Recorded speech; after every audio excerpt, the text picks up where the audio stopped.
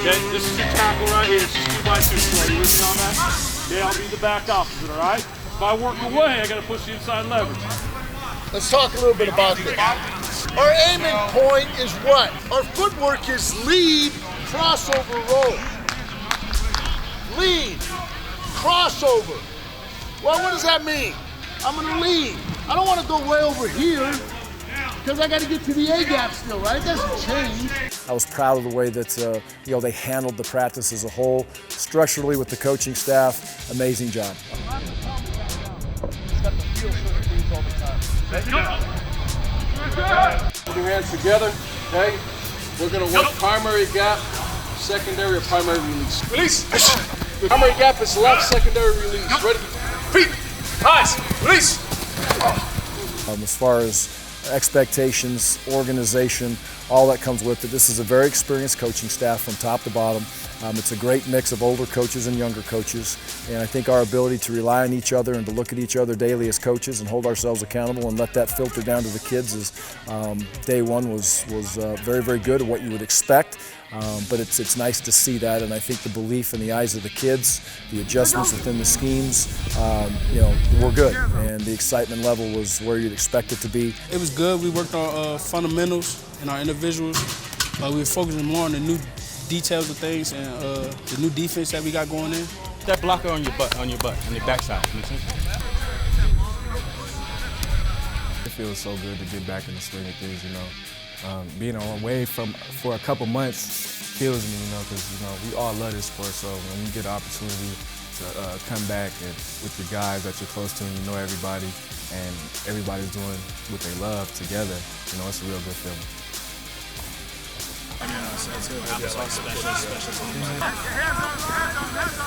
Now the challenge is for this team is to walk in, study the film individually, their own techniques, their fundamentals, get into the group setting and study the film, take the coaching that they're getting. Put the hands on the palm.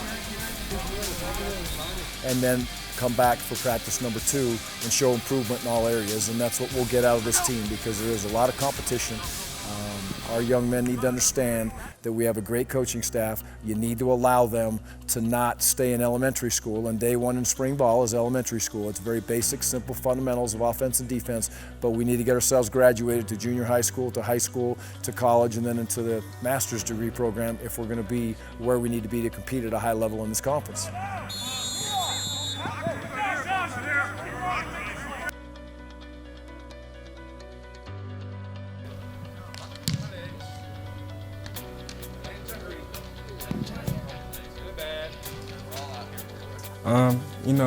On the field, not everybody is friendly. Nobody's friendly on the field. Off the field, we save all the friendliness for off the field. But when we are on the green, it's strictly business. So, every day I know I'm gonna get the person in front of me's best, and they know they're gonna get my best. So, we just pushing each other.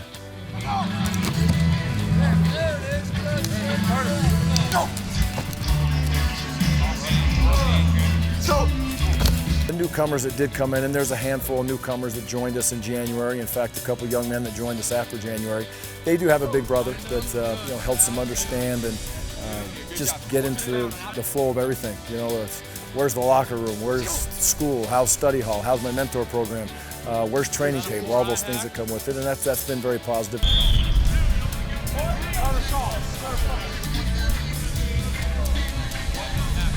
Well, team to me means togetherness, a collective effort, tough and brute. That's all the things that I think go into the word team around here.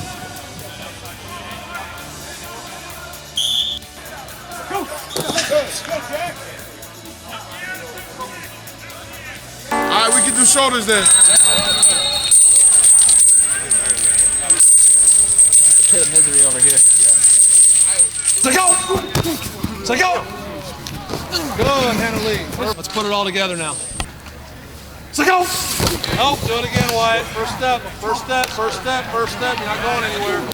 Everything's completely different from last year, so I'm looking forward to it because I'm liking the new adjustments. We got me playing a new spot.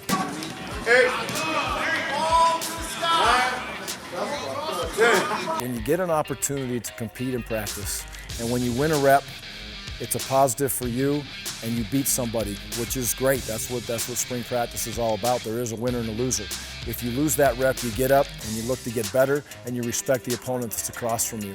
And sometimes you give them a slap on the back of the head and say, congratulations, you got me this time, but I'm gonna come back next time fighting. And I think that's what a team that is really focused and understanding what spring practice is about can handle those situations. It's not getting beat, throwing a fit, acting like a child because I got beat. It's about getting up and competing again the next time and expecting to win and beat the same guy or the offense or the defense, whatever happened in a negative way to you the snap before. Turn that into a positive for yourself or your side of the football. You do that, and you're going to have an opportunity to have a successful spring ball. This guy that's on defense, what is his job? Get to the quarterback. Get to the quarterback.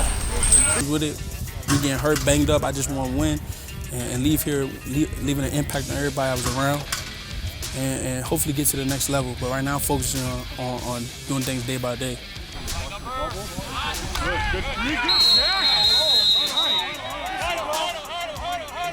Because we're all working for that one goal. And that one goal is a Mountain West championship. And we came up real short last year, so it's time to change things around. I don't want to go out my senior year not necessarily a loser. So we all want to be winners. So we're working as hard as we can to get to that point. Yes, sir. Don't There's 5 or 6 coaches now. 50 or older, I believe, on this staff, and I'm not the oldest one. So 56 is not the oldest one. I'm almost positive about that, but I'm going on record and saying I'm not.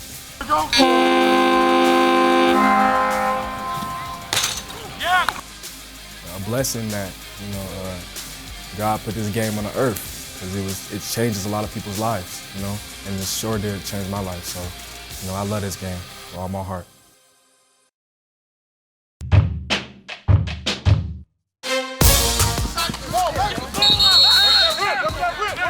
My name is Bodie Reeder. I'm the offensive coordinator and quarterback coach here at Utah State. Really got hit the ground running right before signing day. Coach Andersen brought me on and helped the staff finish signing the class right before the second signing day, and then had the ability to get with the players and start with the install and make great relationships with those kids and the staff that we had in place, and really looking forward to spring football.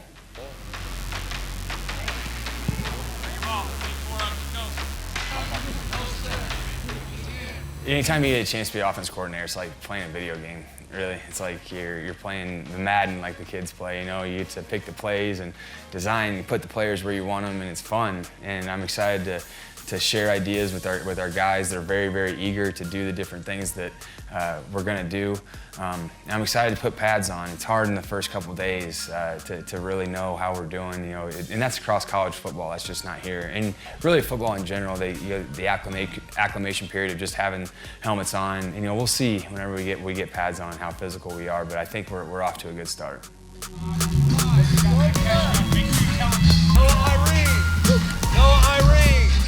One of our goals this spring that we've talked about as a unit is to create a physical mindset, and I think that it really starts at the line of scrimmage, and from the inside out. It starts with the offensive line and our tight ends and our tailbacks running and creating a new line of scrimmage and trying to run the football with different schemes that we have in place, and then it actually extends to the outside with our receivers. We can be physical on the perimeter, and even with our quarterbacks making sound decisions in the run game and giving our backs a chance to be successful. But we really want to create a physical mentality. I think it'll help our offense dictate the pace of play and move the chains and play complementary football when it comes to helping every player in the locker room win on Saturdays. Reload it! On the ball, no huddle! On the ball, no huddle! I have a great deal of respect for Coach A and his reputation and the values that he has. And one thing that really drew me in was he really values the student athlete and their experience. He is going to hold them accountable, but at the same time, he wants them to have a good experience, and he knows that this is a short period of time in their lives, and being a college athlete is very, very special time, so he wants to make sure that is maximized. Beyond that, I've heard, obviously the program is tradition rich, and there's not a better place for myself and my family to be than Logan right now. it's a family, tight-knit community, and that's I can't wait to have my wife and my little boy here and get our family situated.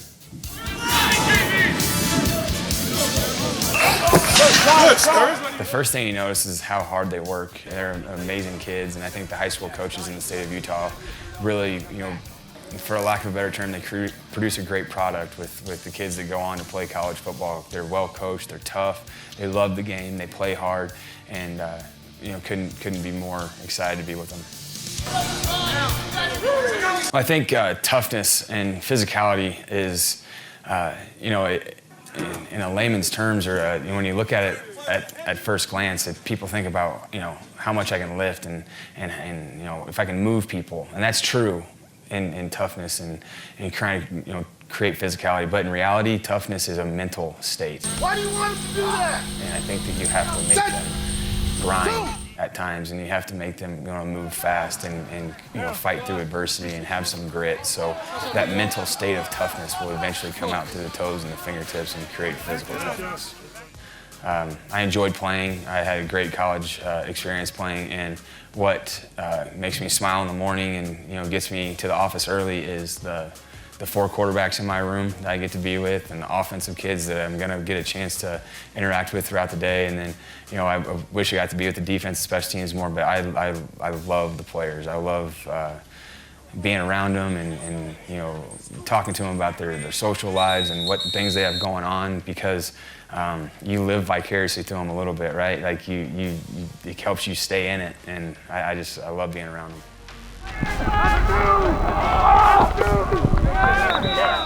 Quarterback's a unique position, and it's the only position I've ever played, it's the only position I've ever coached, it's the only position I've ever been around. And the unique thing about quarterback is there's 4 Division I quarterbacks in our room, and only one guy gets to play. There's 5 O-linemen that get to play, there's a bunch of receivers get to play, a bunch of running backs and tight ends, but one quarterback gets to play, and it's probably going to be either his fault or because of him, success and losses, and that's unfair. But unfortunately, that's how the game of football is, and it's the focal point of the game is that position. That's, there might be other position coaches that would argue elsewise, but that position is pretty important. And I'm excited to develop these guys that we have in the room. I think they have a bright future, but they're ready for it.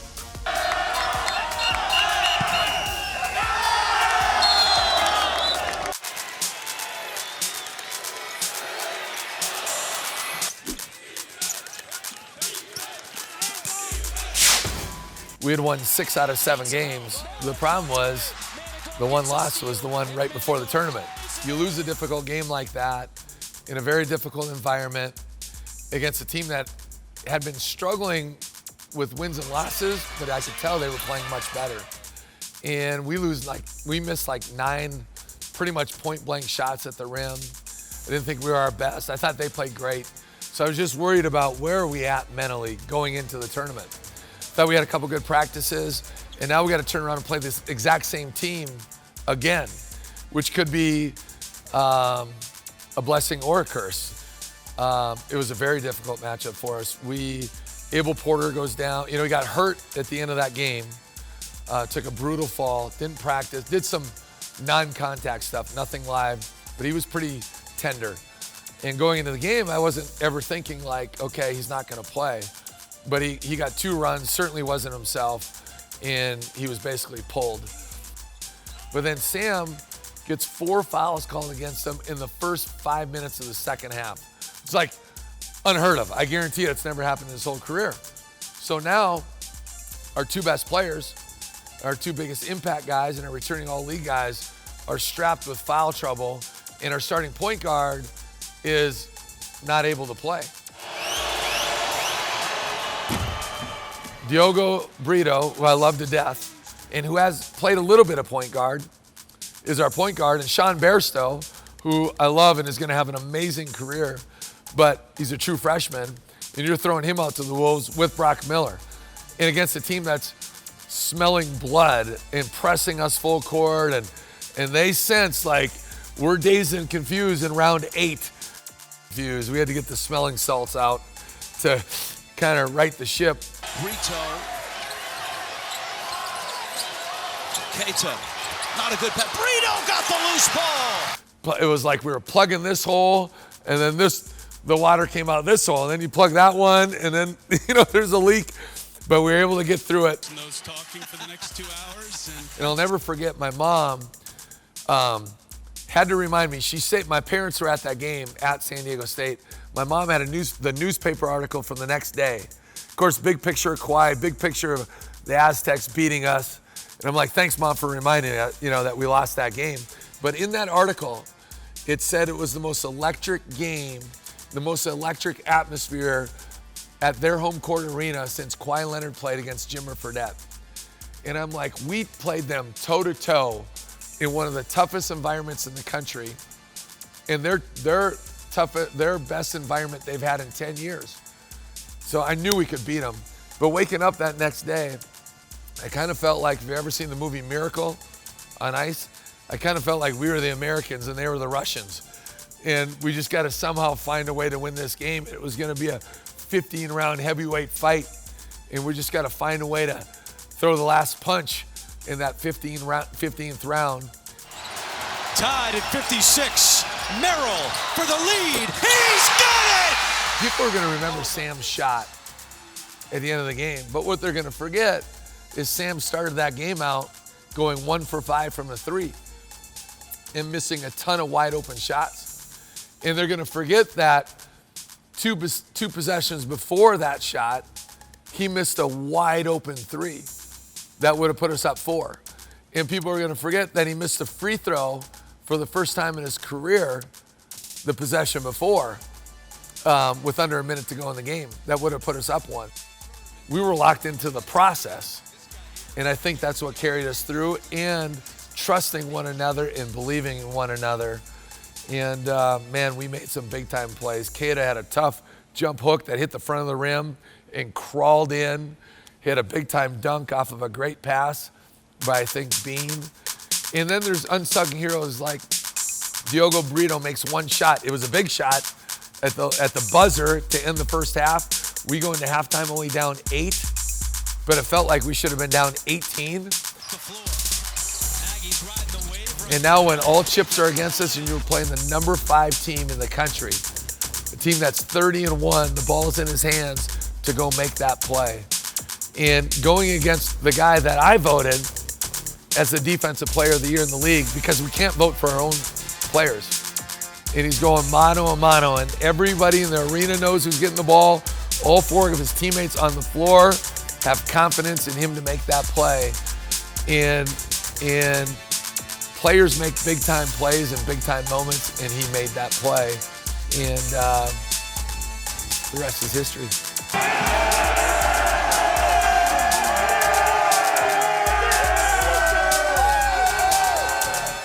Now we have, 9 days off before the selection show, one of the greatest moments for a basketball player. Seeing your name called on that board, and we didn't have to worry about if we were going to be called or not because we had earned our right to be into that tournament. So you have closure for the regular season, and now it's like, all right, now we just are locking in to finding a way to win one game 6 times. And so the hard part is, felt like we just didn't have closure from the standpoint of normally you end the season, you have a loss. There's very few teams that end on a winning note. You know, teams that don't make their conference tournament, teams that win the NCAA championship or the NIT championship or the CBI or CIT championship. So there's basically, very few. So you don't have that kind of grieving, I guess you could say. And then you bring the guys together again in for kind of maybe a week later or 4 days later, and you do all that. And then you have a banquet or you have a gathering to just celebrate your season again one last time and have a nice dinner, and you watch a highlight film or share stories and all that kind of stuff, and you have an opportunity to say thank you and do all that. Well, ours was the NCAA committee, the NCAA canceled the tournament at roughly 2:15 on a Thursday afternoon, and we had practice scheduled for 3:15. So we come down, and our closure was talking on the floor right here and giving hugs. And I've never seen Sam Merrill emotional. I don't think I've ever seen him shed a tear. I've coached him for 2 weeks shy of 2 years. And he's just streams of emotion coming down. And we get done talking, and Diogo Brito, I'm looking for Diogo to give him a big hug, and he had sprinted up the hallway because he just didn't want it to be done. He just didn't want it to be over. And he wasn't ready for it. And so you're dealing with real live people who have one shining moment isn't just a song for them, it's a dream come true. And it's so many young men and women don't get they have the opportunity, but never get the opportunity to play in the NCAA tournament. And once you do that, you know how special it is. And our guys earn that right to do that, and then it's all of a sudden just taken away. And we all get it. Like, we understand why that happened, but it's still a tough thing to go through. We do have an unbelievable group of young men. They're not perfect, but it's a great group. Our chemistry was really good last year. It was even better this year.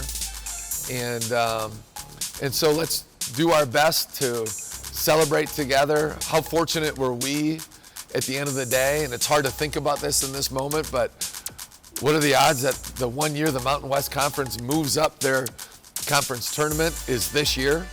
And that allowed us this opportunity to play in that tournament and to defend our title and to do it. That's a memory our guys will never forget. And all 3 of those games were tough games and hard-fought games. But to be able to cut down the nets again, and the way we did it to defeat the number 5 ranked San Diego State Aztecs, who has a phenomenal team. You know, that victory was against the highest ranked opponent. I think it ties the record or beating the highest ranked opponent in the history of Utah State basketball. So there's so many great things that came out of this season, but yet your heart just bleeds for those young men in everything that you go through, and that's what makes it really, really difficult. And then 2 days later, we have guys flying home because they don't know if they can get back into their country, you know, type of thing. So got to be able to see the big picture. I think sports has always been a microcosm of life, and I think it teaches you a lot of lessons in life. And you know, there's hard times that you got to go through, and it's only going to help them become a better person, a better man, a better husband, a better father, you know, down the road. So we're just so thankful for the ability to share and experience these last 6 months together.